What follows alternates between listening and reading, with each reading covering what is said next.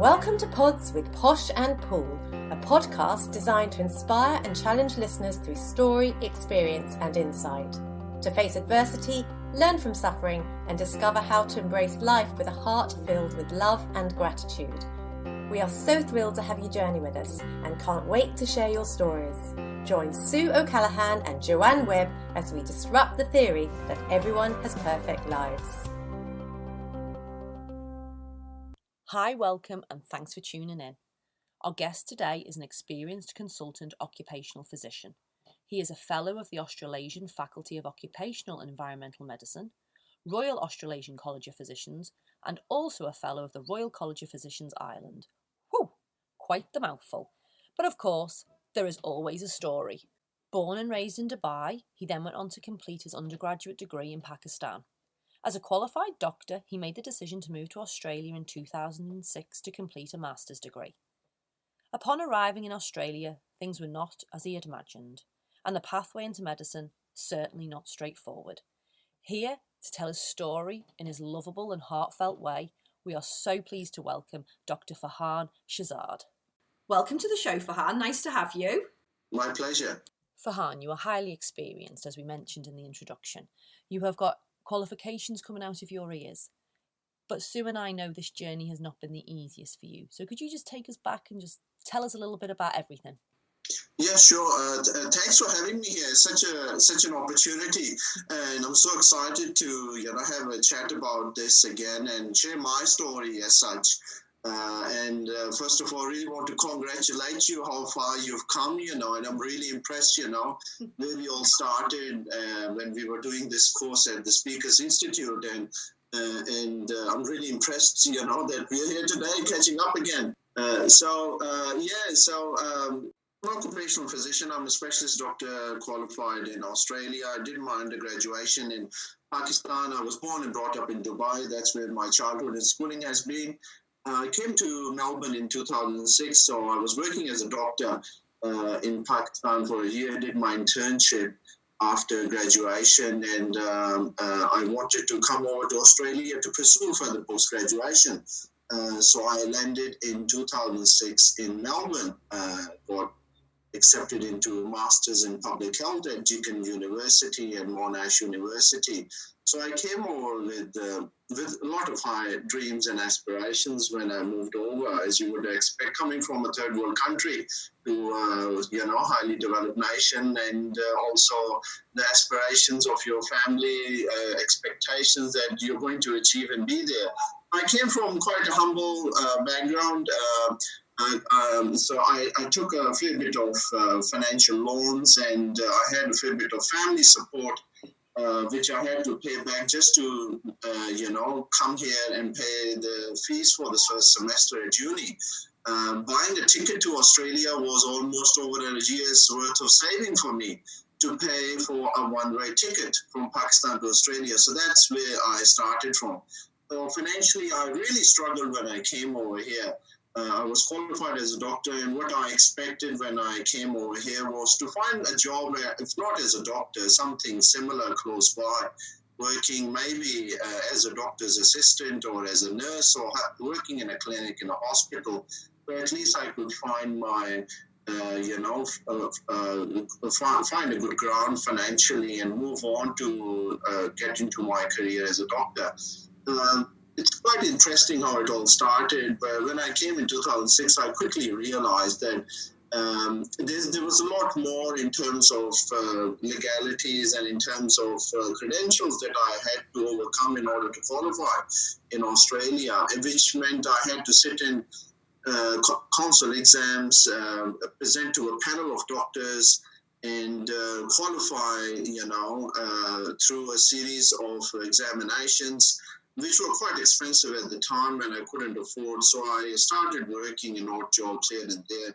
I worked in factories, I worked in supermarkets, I cleaned floors. I ended up working as a driver for somebody and doing odd jobs in different places, ending up doing stuff that I never thought I would do coming to a country as Australia. So I probably got exposed to the lower socioeconomic side of things. I struggled with accommodation, with living, with eating, and I tried to save as much money as I could and get back on my feet. But because of social isolation and lack of support, I didn't have much family around over here as such either. I remember coming to the airport at Melbourne, and I was expected to be picked up by a friend of a friend, and they never showed up to pick me up. And I came here and I was just asking around on the airport how to get around, get a taxi and things like that. And it dawned on me, I'm here on my own. There's nothing much. It's quite an adventure as well as much as it's scary. But I think I got a bit scared and overwhelmed more than I got excited out of it. Nevertheless, I moved on. I got good contacts at university where I was doing my master's in public health. But the financial side of things and the social isolation and having no backup, no support as such morally, that took on a toll as well. And what I figured out that because I wasn't working as a doctor and I lost my identity, that I probably didn't have self-respect and I lost my self-esteem. So I went through a phase over there which I probably was completely lost, feeling like that I'm going into a dark tunnel, in a dark hole in life. You talk about losing your self-respect and your identity. Very clearly, you come from a very different culture from Pakistan. You'd grown up in Dubai. Were you medically trained in Dubai? Did you go to med school in Dubai? So I did my high school in Dubai, and I think in Dubai I probably have very good memories as such, because I've seen Dubai go from a desert into high rises. So the transformation happened in front of my eyes as such.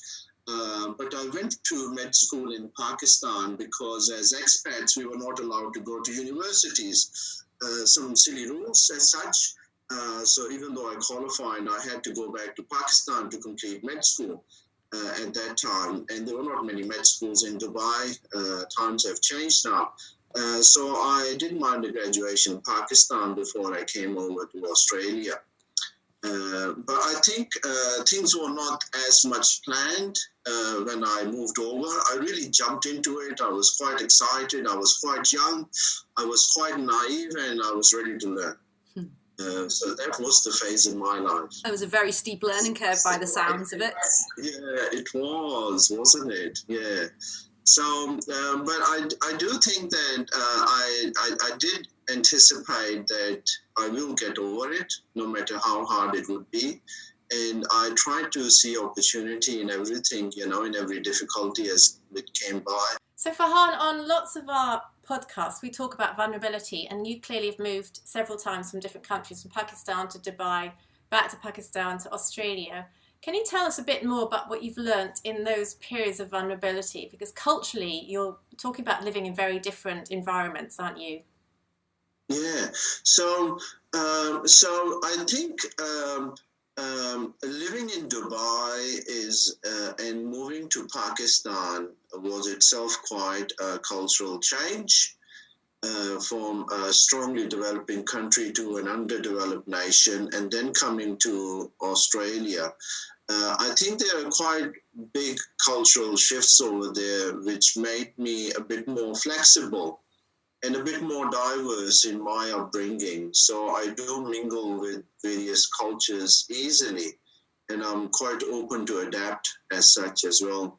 But I think the thing which I've learned, and because I've moved a lot, I've been to several schools as well in different countries and cities.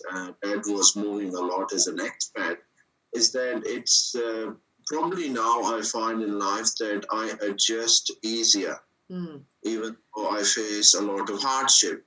And that's at work, and I find that I don't need a bigger induction time or period in the start when I'm trying to adjust in a new workplace or building up relationships as such. So my friends and community are quite diverse as well.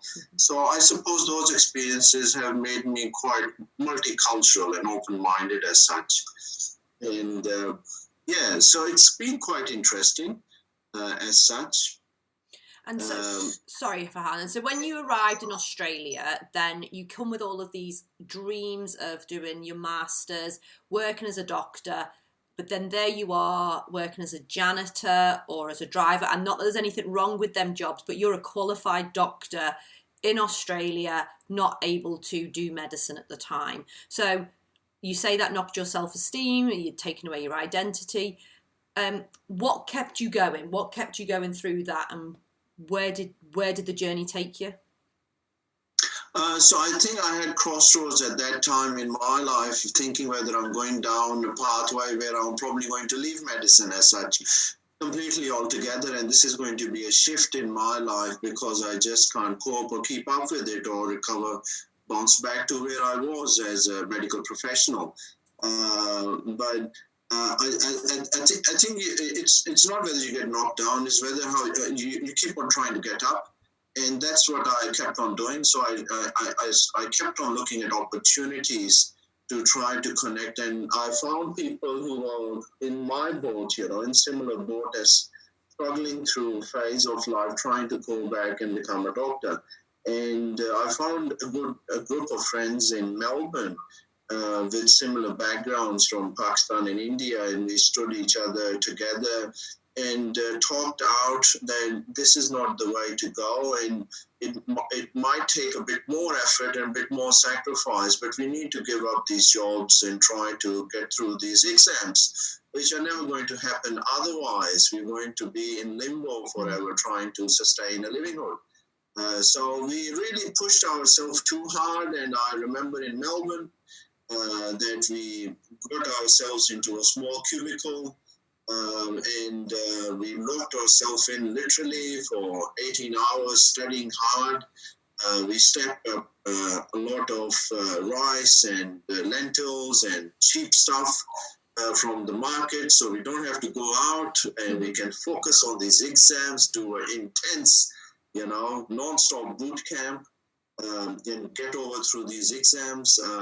We had to save a lot, so there was a lot of time. We were just living off plain rice and salt and potatoes, and a lot of the time we were going around shops in Melbourne where you could buy stuff and produce which was about to expire or just expired today for really cheap bucks.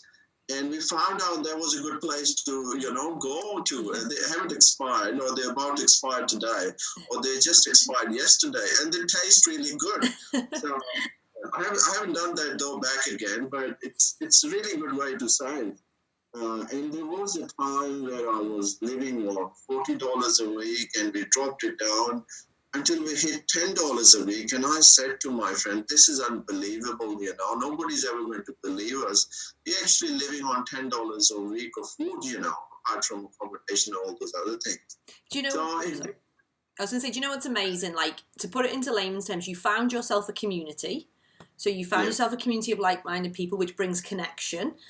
You had some support, and then you go and obviously you had a dream, you had a goal, you had a vision, and then that steely inner determination by the sounds of it, and you went for it, and you had to make sacrifices, and sometimes we have to make sacrifices in life, don't we, to get what we want? Yeah, that's right. And I think it really helped that we had this team spirit as well amongst us, and we all got through it. And we all are specialists now, he's an anesthetist. I've got another friend who's an obstetrician. I'm an occupational physician. So we all done well, but we just adore that time so much, and this is an experience I suppose we really adore to this day, and we're so proud of, because we had failures a lot, there's no doubt about it, but it never overtook our determination to succeed. So we kept pushing each other. There was time, I was really getting anxious, I was getting panicky, I was getting panic attacks. And as doctors, it's easy to figure out that this is not a heart condition, it is a panic attack as such. So we were self-medicating, self-treating, pushing, supporting. So there was a lot of support, there, and we went through that time. It was really hard. I lost a lot of weight during that time, and I didn't bother to even check myself until I got through the exams, and I noticed that I lost between 15 to 20 kilos. over a matter of 3 months.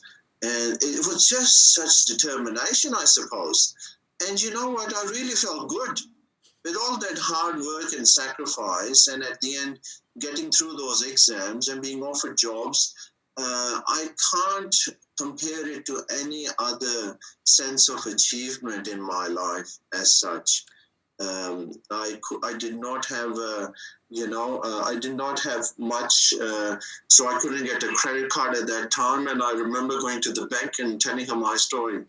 And she was getting emotional and stretched. And I said, why are you here today? I said, well, I couldn't have a credit card before because I didn't have a good credit history. And today I could actually have a credit card.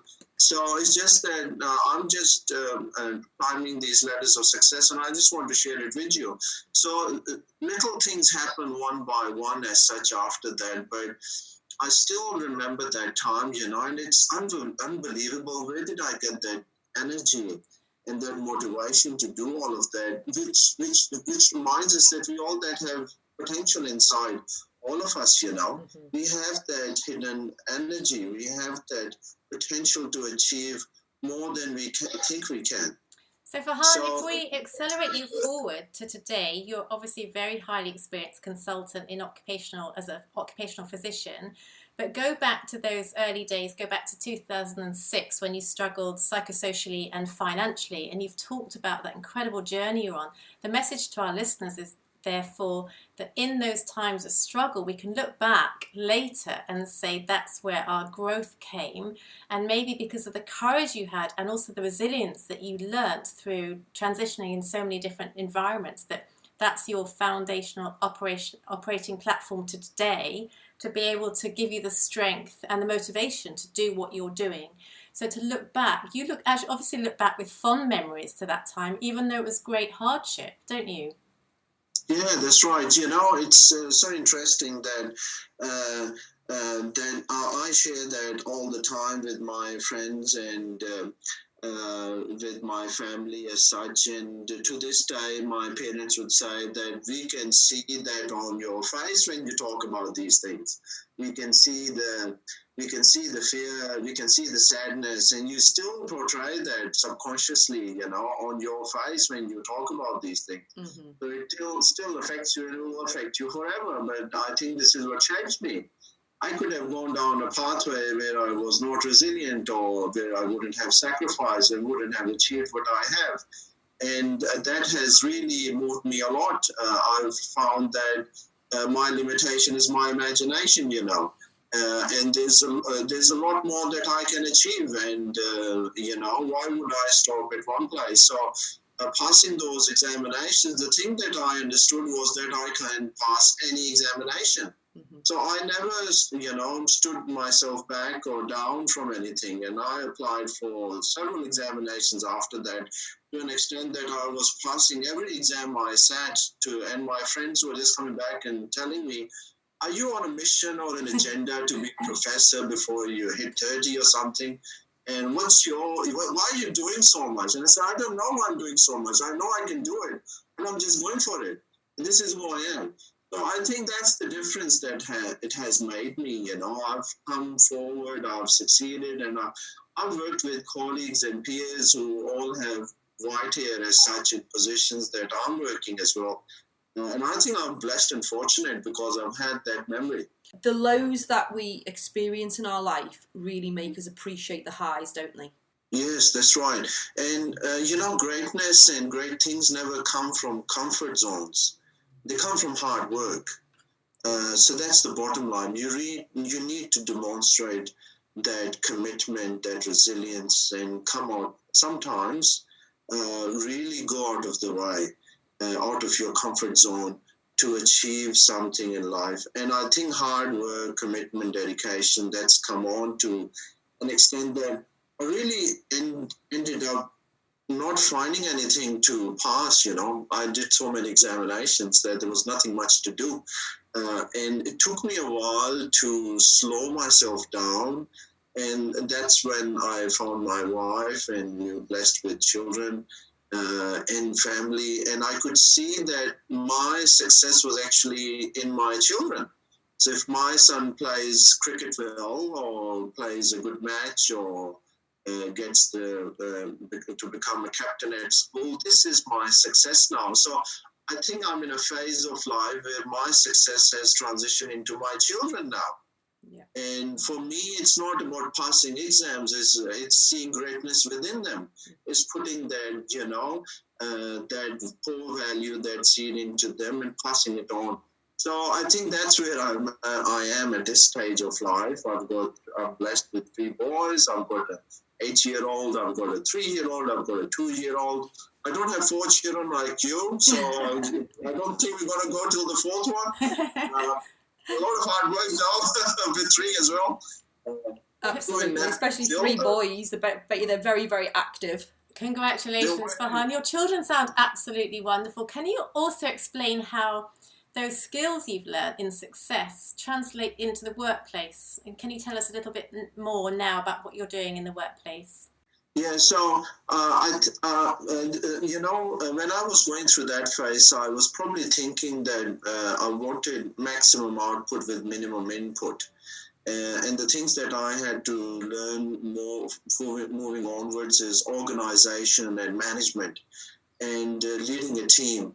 And what I try to do is instigate the same spirit in my team members, in my, to be a team player and as such have the same spirit. So I'm going into more of a leadership and management role, even though I'm a doctor and a clinician, but the staff and the younger doctors that work with me, that's how I try to train them and go through with them.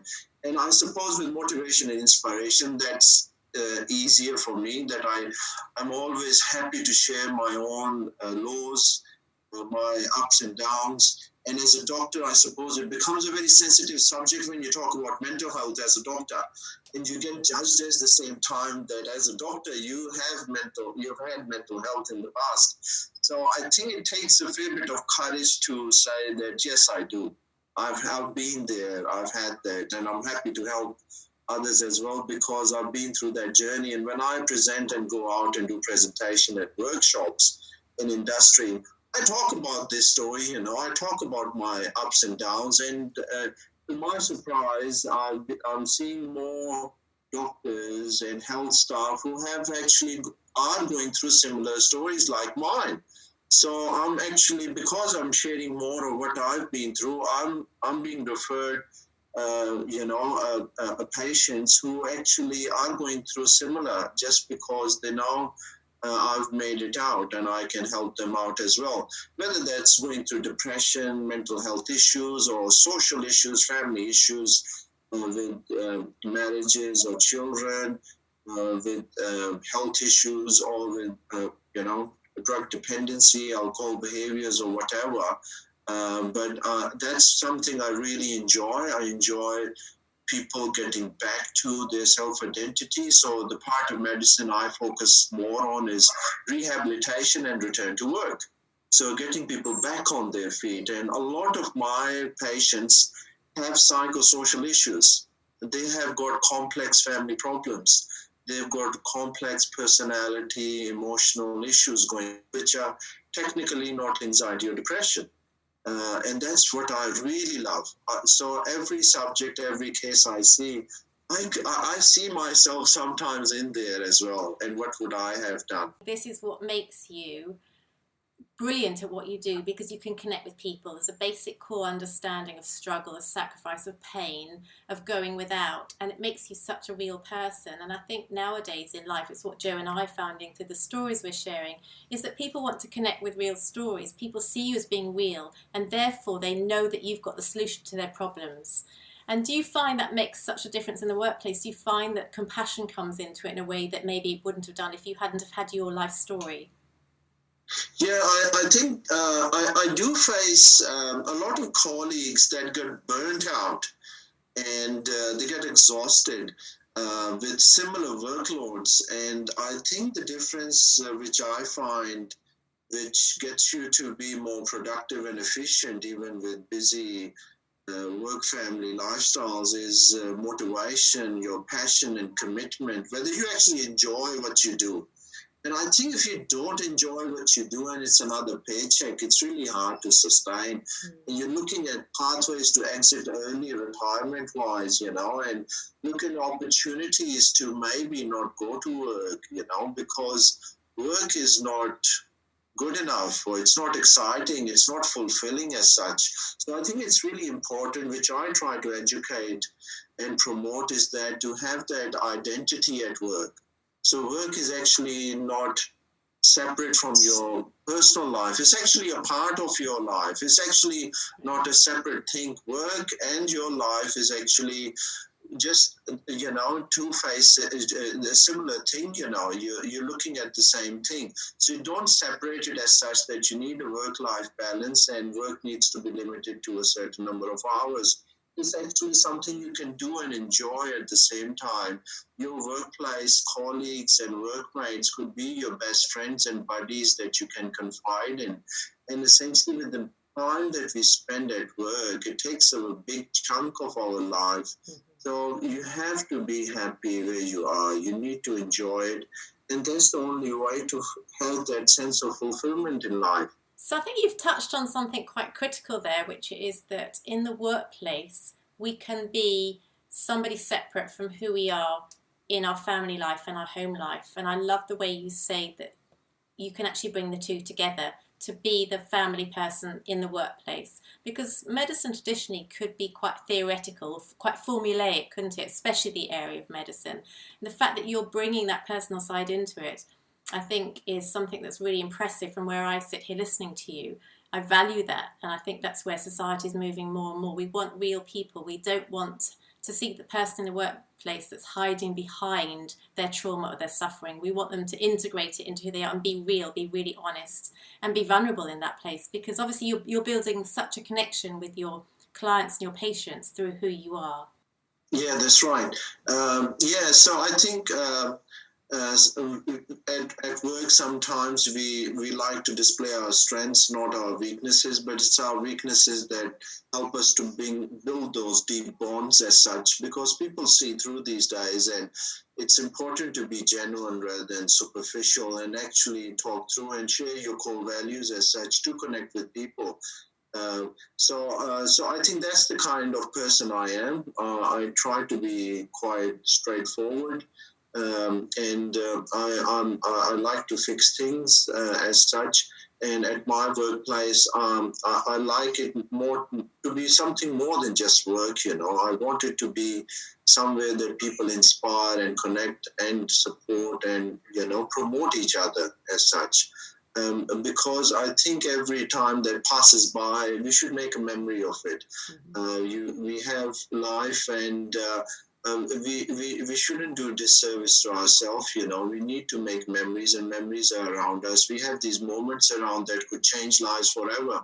And I'm quite blessed that I get this opportunity when I see people that I can change their lives apart from just prescribing them medicine. So I go out and talk to them about their aspirations, the mojo, what keeps them going, what their motivation is, what do they want to do in life, where do they want to go. So I try to throw out these extra questions, and it's interesting what bounces back.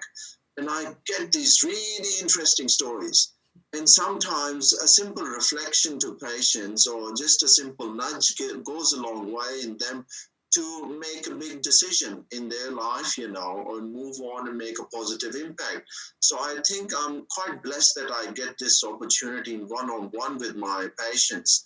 And it helps me to stay interested at my workplace and talk about something which is not medicine sometimes. So I think that's the thing which really keeps me going at work as well with my patients. And I find interesting subjects and really boring topics at times. But that just sounds amazing though, because often people think about going to a doctor or going to the hospital, and it's all very, very, I should say, Sue said before, formulaic, or very, it's all medical. But actually to get to know somebody, to ask them the questions, to get them to reflect on life, you're almost being a coach with them as well as a doctor. And the last thing that we need to do is just keep throwing pills at people and putting sticking plasters on people, is that you're getting to the actual depths of people and trying to get them to think about things themselves, because we do all have the answers within us, don't we? Yeah, that's right. The saying an apple a day keeps a doctor away. It's a bit more to that rather than just an apple. There's a whole lifestyle behind it, and there's a whole nutritional and exercise and staying happy and trying to stay active and fit. So I really like to talk about these things, and and these are loyal, these are patients who actually just come to talk to me about these things. We actually don't prescribe medicine on a lot of these occasions. We are just talking about lifestyle factors on nutrition as such, on the preventative side of things. So I really enjoy the preventative side of medicine because we get a lot of these non-medical professionals specializing in the holistic pathways of looking at other factors.